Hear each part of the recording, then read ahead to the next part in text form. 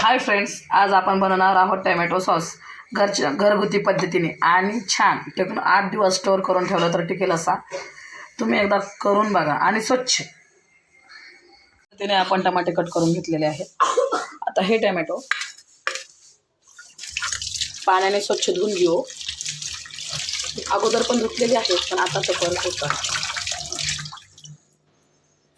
त्यामधलं सगळं पाणी काढून टाकाया. आणि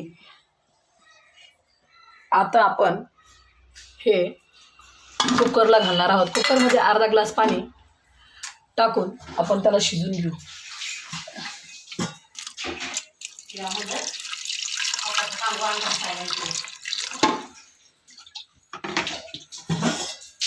आपण याला आता शिजवून घेऊया. टोमॅटो आपण कुकरमधून काढून घेतलेले आहे ते आता मिक्सरच्या भांड्यात घालणार आहे. टोमॅटो सॉस हा घरगुती पद्धतीने बनवत आहे. खायला चांगला आणि मुलांच्या शरीरासाठीही चांगला. बाहेरचा कॅचअप आणल्यानंतर काळा वगैरे कसा पण निघते, पण हा करून बघा आणि हेल्दी आहे.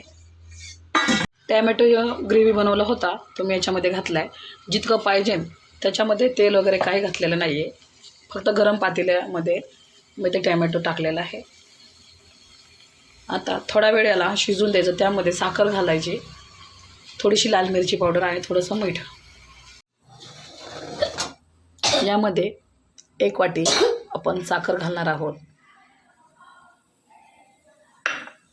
या पद्धतीने माझा टोमॅटो सॉस बनवून तयार झालेला आहे. एकदा नक्की ट्राय करा आणि लाईक शेअर फॉलो करा.